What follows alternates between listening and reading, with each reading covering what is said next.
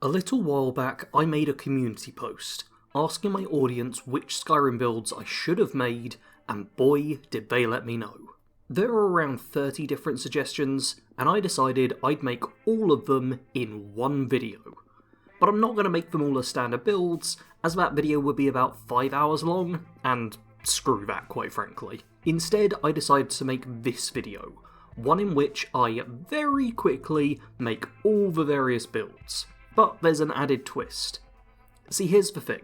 I made Skyrim builds for over half a decade, and in that time I've had a lot of people pitching suggestions, and every single one of these falls into one of 4 categories.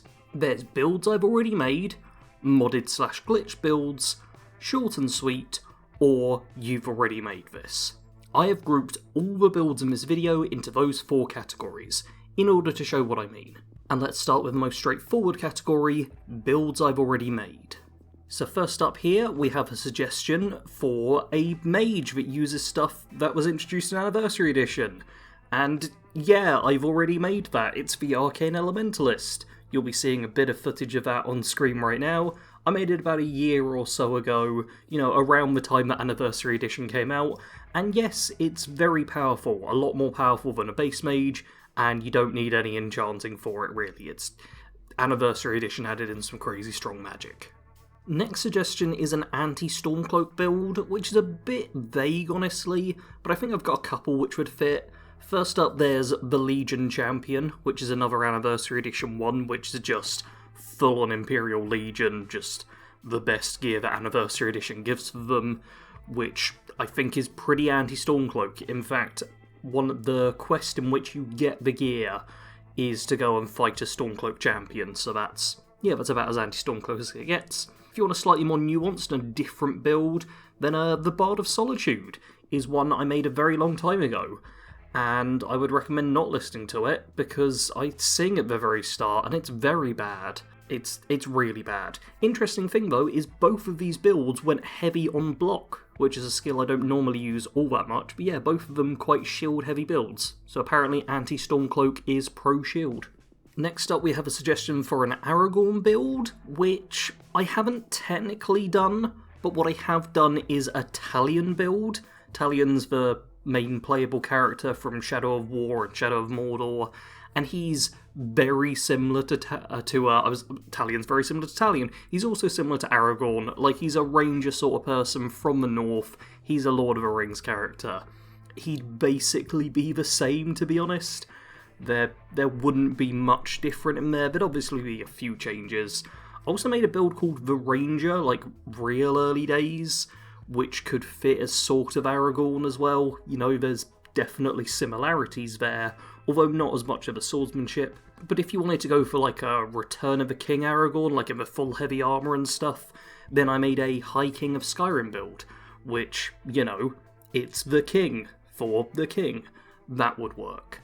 The other suggestion was a Treasure Hunter, and honestly I've done a lot of builds like that.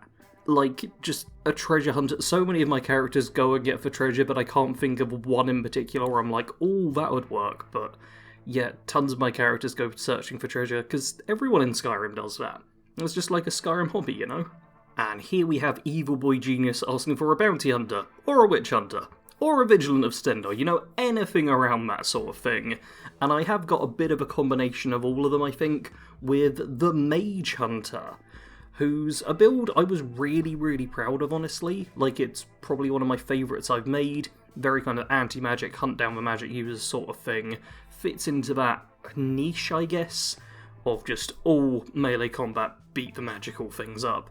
And I was just really happy with it. It's got a real nice look to it, plays very well, nice and straightforward, but rewarding to players. So yeah, the Mage Hunter is what I'd recommend for that. Oh, and here we have a suggestion for the Dragonborn. And guess what? I made the Dragonborn as a build. How long ago now? I'm going to boot up the video and check. It was 6 years ago, is that? Wow, my media player has decided to boot things up in a very strange way. Yes, 6 years ago I made the Dragonborn on Legendary difficulty with all the stuff you'd see in the trailer, utilising shouts. I think I had like a Skyforged steel sword, and that was like the best weapon I could get, because the character was clearly using a steel sword. Look at it, you can see the video. I've made the Dragonborn already, and it's one of my better performing builds, and it deserves to be, because I'm sure it was a lot of work to figure out. From Dragonborn to Dragon Knight, and yes, I've made a Dragon Knight. I've made the Dragon Knight, one of my early builds, once again 6 years ago. Apparently 6 years ago is when you need to be looking for my builds that you're after, because yeah, here it is. It's the Dragon Knight, an old build of mine, but a very solid one. It was one of, I think I made 2 separate mounted combat focus builds, and this is one of them. In dragon armour, hunts down dragons and giants and mammoths, and wears dragon stuff, and is a knight on horseback. There's honestly not too much more to say. Oh, it was one of my hold builds as well, so it was based around Skyrim, hence I wanted them on a horse. Oh, and Goblin Tacos here, who I love the username first of all, asking for like more of a dwarven character in Skyrim, maybe dwarven armour, warhammer kind of thing, and I have a couple of suggestions here. More recently, I made the Dwemer Knight. That uses a bunch of Anniversary Edition stuff to go super heavy in the Dwemer route, does use a Warhammer for it, and lots of Anniversary Edition Dwarven gear, which all looks very cool, and I have the nice squad cinematic at the start of the video, which I appreciate. But if you're looking, well, if you don't have Anniversary Edition, or you're looking for something just a bit more straightforward and basic, there's the Markarth Merc, which is another hold build. I made builds for all of the holds back in the day. And the Markarth Merc is a mercenary who uses Dwarven gear. I think I went both one-handed and shield and two-handed, so all you need to do for that is to swap out the Dwarven Greatsword for a Dwarven Warhammer, and it fits perfectly. Simple. And next up is a suggestion for some kind of hero build, and I did a build called the Local Hero. Might not be quite as epic an adventurer, but I feel like epic adventurers are the majority of the builds I've made.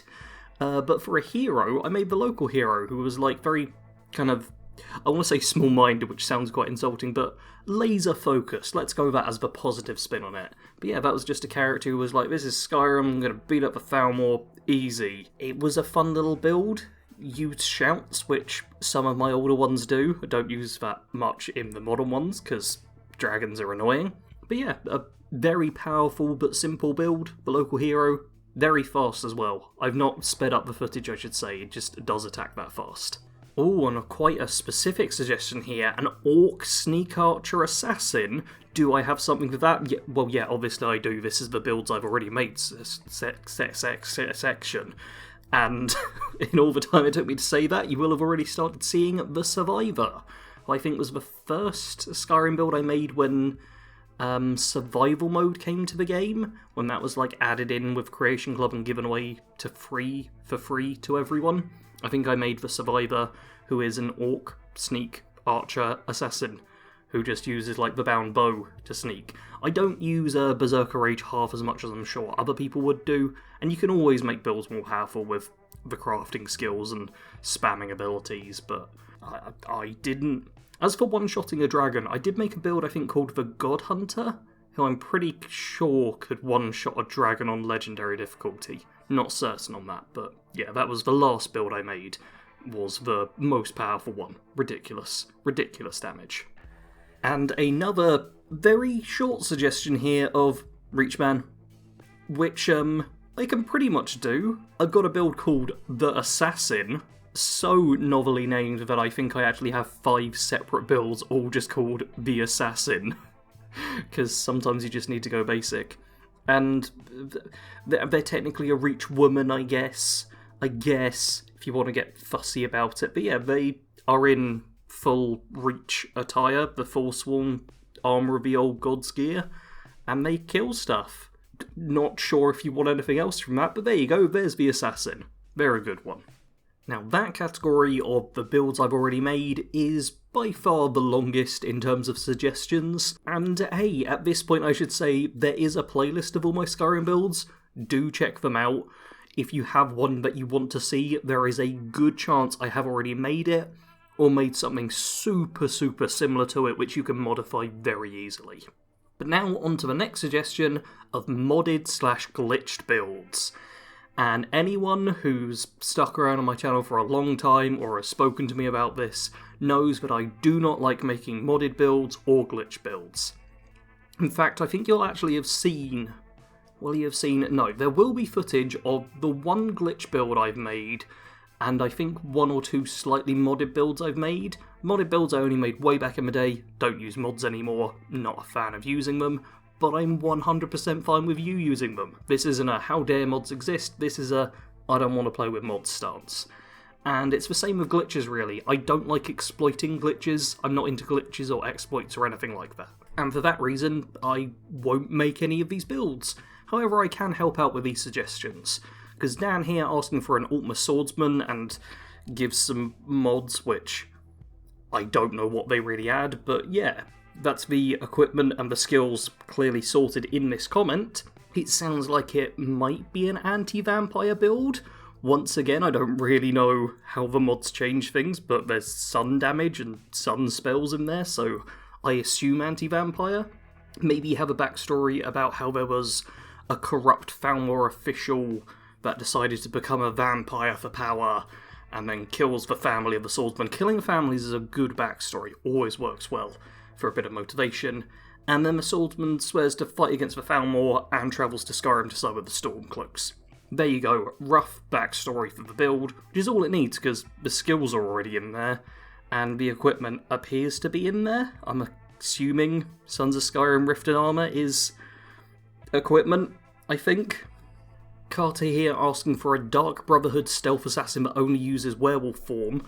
I do, weirdly enough, kind of have this. In my level 1 run series, I had a character called Mittens, who I beat the main story and both the big DLCs without reaching level 2. I do want to make that clear, that's not without leveling up. That's I never had the chance to level up. My skills did not increase, except for a couple of times, which wasn't enough to push me up to level 2. It's a great series, highly recommend checking it out. Asking for a werewolf assassin, which I did temporarily do, however asking for a Moonlight Tales werewolf, which is a thing. Apparently lots of fun, good on them.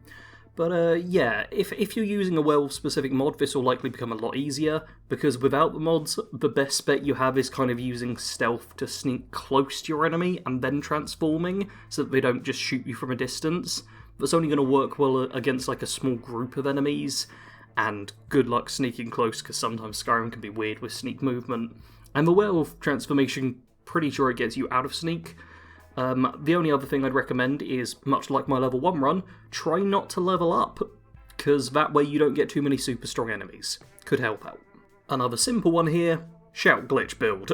Straight into the point, but yeah, I think this is something to do with like stacking 5 Amulets of Talos, so you get like no shout recharge time. Yeah, sounds OP, just constantly stagger with Fusadar, slow time, get yourself... I mean, collecting the shouts will be the hardest part, but depending on how glitchy you go, could be easy. Could be easy, so yeah, just do that if you fancy it. Next up, a Vampire Lord Werewolf hybrid, and I'm told to look it up, which, no, I'm not going to do. I'm aware you can do this. If you want to, be your guest, be my guest, be someone's guest. Don't be my guest, because I'm not going to do it. But yeah, if you want to play as a vampire and a werewolf, go for it.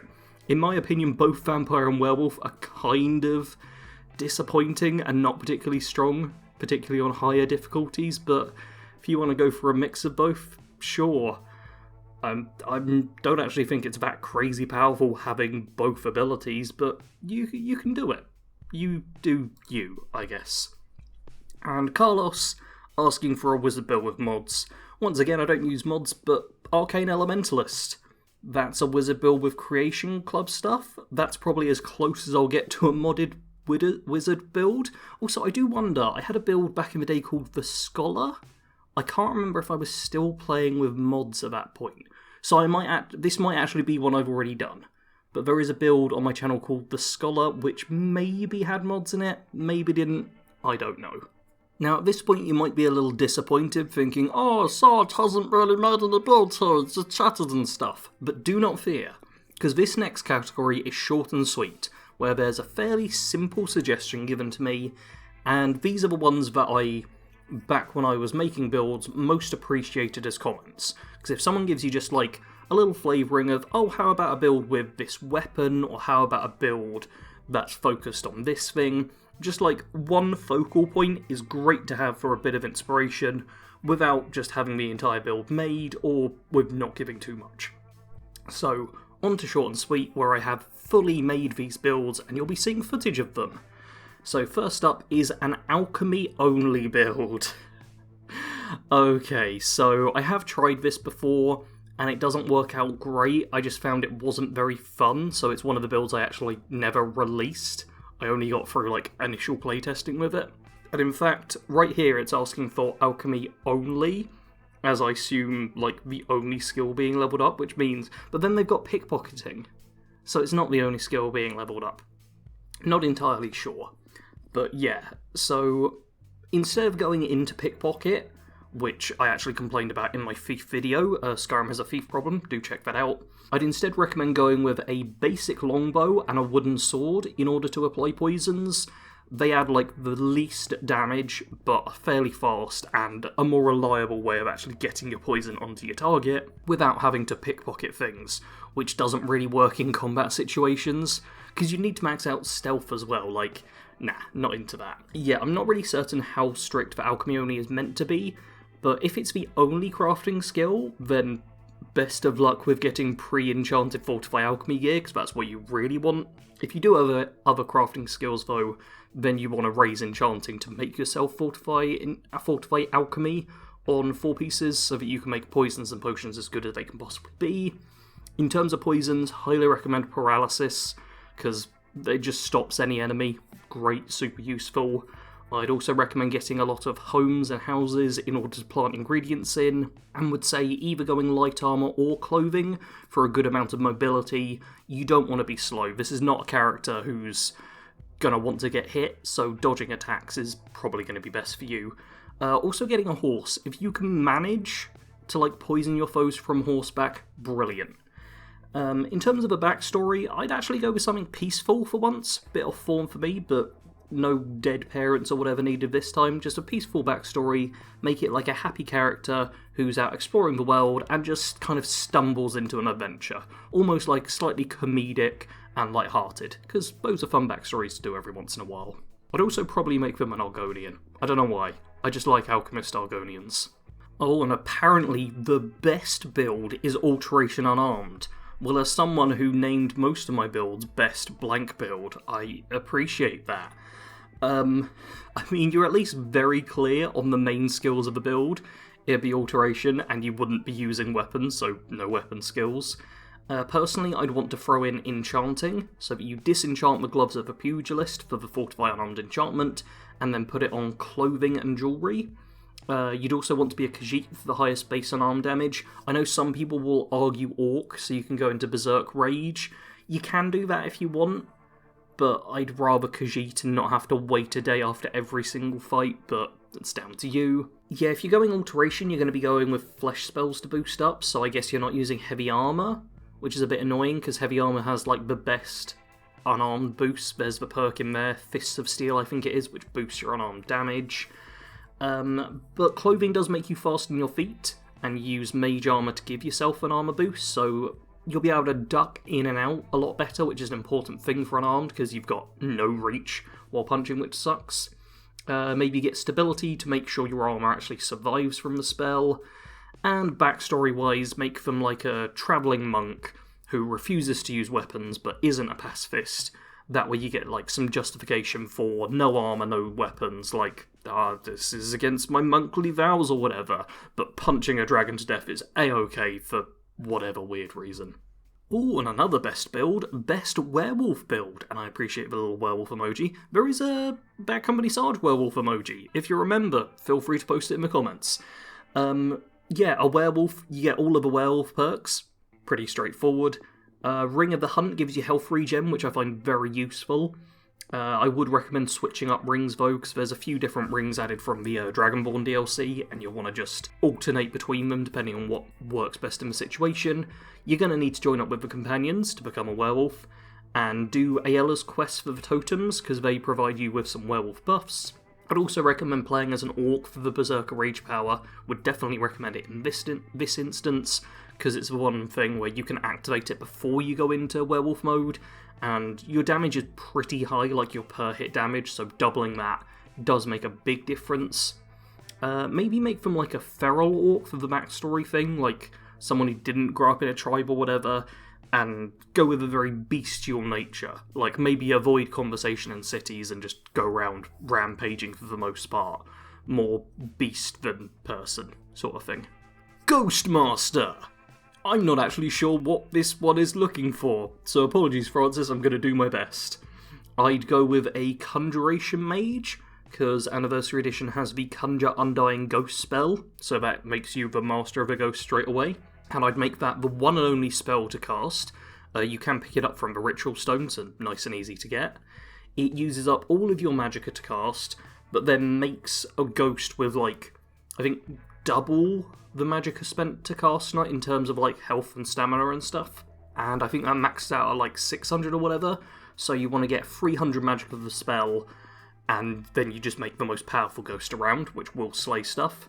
In order to do this easily, increase it on level up, obviously, start as an Ultima for plus 50, and get a Mage's Backpack, which will also give you more magicka. I'd want to use like Ancient Nord armor in order to look kind of ancient and from a different time period. You can obtain it in a few different ways. There's the Kjengstad Ruins or Forelhost, which you can get it during the Siege on the Dragon Cult quest. If this is too difficult though, you can once again just join the companions, and once you've done their questline and asked about the Skyforge, you can then make Ancient Nord armor, so you can do it that way if need be. In terms of a weapon, I would go with the Drainblood Battle Axe from Labyrinthian. Probably go with the Morokai Mask as well, because I'm pretty sure you get that from Labyrinthian, and if you're going there for the axe already, may as well do the quest. Does mean you're going to need to do the Mages College. It's fine. Yeah, that kind of adds to the theme and the look. More ghostly, less human looking. Like it. And in fact, as I'm not sure what Ghostmaster means, let's make the character a ghost for the backstory. They came back to a corporeal form through some evil ritual. Sure. Oh, and the Become Ethereal shout. That would definitely work well too. Next suggestion is for a Green Pact Wood Elf, and this is one where I had to do research for, because I forget Elder Scrolls lore very quickly. But yeah, the Green Pact is like, hey, don't hurt plants and use up all the animal when you kill it, sort of basic mentality. There'd be no vegetables, wouldn't use wood, so I'm just not going to use arrows, make it simple, and has to avoid alchemy and taking potions at all. I'm just going super hardline on it. There seems to be a bit of wiggle room depending on where you look in the lore, but I just go super hardline on it. And that means I would go with dragon scale armor, sword and shield, so that you're using bones of dragons, so that you're really like using up the entire creature. Would also mean when you kill like an elk or whatever, you get the leather that way, which I think I'd go for more over whatchamacallit, like buying the stuff. I don't know, seems more fitting. Does mean you're going to need to go heavy into the smithing skill tree early on, because you want to actually use up the materials quickly. You're going to want one-handed, light armor and block as well as your skills, because they'll increase your attack and defense. And you're going to have to use the Ring of Namira in order to eat everything you kill, because that's part of a Green Pact, which is annoying. And whenever you like loot an animal and they've got meat, you've got to take it and cook it. Yeah, honestly, this seems like an annoying build to play for me, but if you do want a very, like, roleplay style character, this would work well. You could also use the daily Wood Elf power, the, like, calm animal sort of thing, in order to stop yourself from having to use up the bits from an animal, so that would kind of work, I guess, too. In terms of a backstory, just a basic Bosma from Valenwood, travelling the world and trying to convince the people that the Green Pact is good, because I'm not convinced, so let's make it their backstory to try and convince people it's good. I'd essentially have this kind of be a slightly comedic, cannibalistic missionary character, very weird and mishmashed. You could have fun with it, you know? Penultimate one here is Sean asking for a 1980s rogue-style build. Yeah, but remember that game? I don't. I don't get the reference at all. So here's the lusty Argonian maid. It's an Argonian with big boobs in the tavern clothes. I hope you're happy, Scalies out there. This is what you want, right? I'll just leave it on screen for a second. We all good now? There we go. On to the last proper one. Sean here is asking for a Wood Orc Archer or Green Knight Bosmer. I do feel like I've kind of done the Orc Archer thing already, even in this video. So let's go with the Green Knight Bosmer, because I kind of like the idea of that. More of a Bosmer warrior. I'd go full glass armour and weapons, because, you know, green. Throw them on a horse so that they're more of a knight, like my Dragon Knight and stuff. And have the focus be on upholding knightly virtues and whatnot for role-playing, always helping those in need, never doing anything corrupt. You know, the sort of King Arthur, Arthurian legend, knightly vows and whatever. Backstory-wise, have them be part of a secret order, because that's always a good one to go for if you don't want to accidentally get the lore wrong and have people shout at you online. If you just make them a secret order, you can be like, oh hey, you don't know about them because they're secret, that's why they're not in the lore, so I can't get the details wrong. I love it. Secret orders are the best. Yeah, that's quite a nice simple one, but it works well. Just glass, gear, on a horse, smack stuff, be a good character. Those are the proper builds, but we do have one more. And yeah, let's just go straight into this one. Olivia Stormcloak, the bastard daughter of Hoag Stormcloak, Ulfric's unknown sister. A pure-blooded Nord born in Breville. She's a pure warrior build, using only skill covered by the warrior stone. Exceptions being speech. I do not build builds that exclude speech, because it's immersion breaking not to do business. There are no perks in speech though. Also, enchanted gear and weapons are allowed. You just can't recharge any weapons. It makes finding enchanted gear more fun, and also, the Bloodskull Blade is a good option because its enchantment doesn't run out. As far as healing, you'll need food and as many healing potions as you can find. She's a neutral good character, doesn't mind breaking a few rules to help out. She would kill Grelod to help the orphans, but destroy the Dark Brotherhood. Survival/master difficulty. Fun times. So before I actually talk about this build, one thing I want to bring up is, dear God, look at that skirt. This character, I've got them wearing just the Stormcloak officer gear, so the gear that the Stormcloaks, people who typically are in the freezing north of Skyrim, would give to, like, their most valued warriors. You know. And that skirt is tiny. Look at how much leg is on display. That is... But no, that's not how you dress for cold weather, just no. This lady's not going to bring any sons or daughters of Skyrim into the world, because a cold wind's just going to blow up there and freeze her bits clean off. But that complaint out of the way, yeah, this is in the category of you've already made the build, because you have already made the build. There's nothing for me to do here, really. I can critique the build, which I think I will do in just a second, but yeah, this is something which happened quite a bit back when I made character builds, of people just posting these multi-paragraph things. This is, if anything, this is a shorter one than a lot of what I get. But yeah, a lot of it was, you've made the build already, there's nothing for me to do. This is not a build for me to make, it's just something that already exists. Ta-da! I do think Joshua's one here is kind of a perfect representation of this type of a comment, because it's exactly in the middle of how far they can go either end. Some of them are literally just, here's the pure details, and there's just no really room to work with. Some of them are, like, multi-page essays. And Josh's one, I do appreciate that it's right at the end says, anyway, it's one I came up with, do with it what you will. I appreciate that final sentence a lot, because some people are just like, here's a build I've made, and they don't actually want me to make it, they just kind of want to post it somewhere, which is fine and fair enough and all good. And other people are like, here's a build I've fully made, record a video of it now.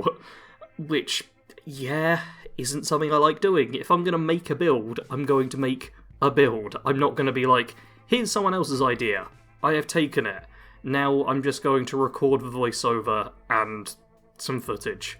That doesn't feel right to me, it sits wrong in my stomach. I will say that a few of the previous comments as well were half in this category, but Josh's one really does encapsulate this type of suggestion very well. I will say to anyone out there who has builds like these and is thinking, but why won't you make my build, Sarge? You need to make it. The thing is, you've already made it, and you can make your own video on it, or post it somewhere. If you want to make a video, guess what? All the software I use is free. I record my audio with Audacity, which you can download for free, my video with OBS, which you can download for free, and I edit on DaVinci Resolve, of which I use the free version. In fact, the only thing you need is a microphone. And even then, you don't need to record voiceover to make a build.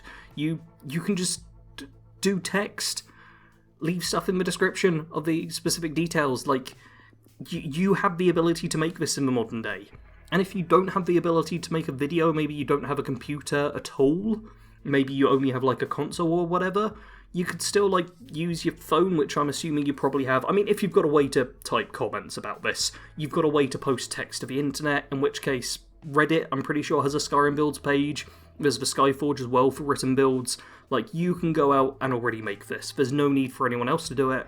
You can do it. You already have done it, so go out and make your builds. Alrighty. Those were all the builds suggested in the comments of that post. As it stands, I already have 75 Skyrim builds on my channel, and I have no plans on making more. First of all, because 75 is a hell of a lot, and secondly because I would just be repeating myself and making tiny little changes to characters I have already made. I don't want to do that, and you shouldn't want me to. You can already watch the videos I've made. They exist and aren't going anywhere. If I make a new build, I'm not going to be making anything truly new. Just a slight mix of stuff I've already made. If anything, I'd find it a bit condescending to be like, hey everyone, I've made a new build and it's definitely not the same as the Mage Hunter, but a Ultima this time. I'd feel like I was insulting you lot more than anything. But you know what? If my 75 builds aren't enough for you, then guess what? There's so many other channels out there which have also been making Skyrim builds for years. I'm sure everyone knows about Fudge Muppet.